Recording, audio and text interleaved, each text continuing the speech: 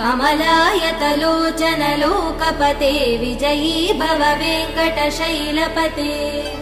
सचतुर्मुख षण्मुख पञ्चमुख प्रमुखाखिल दैवतमौलिमणे शरणागत वत्सल सारनिधे परिपालय मां वृषशैलपते अतिवेलतया तव दुर्विषहै कृदै प्रपराध सदैः हरितं त्वरितं वृषशैलपते परया कृपया परिपाहि हरे अधिवेङ्कटशैलमुदारमते जनताभिमतादिकदानरतात् परदेवदया गदितान् निगमै कमलादयितान् परं कलये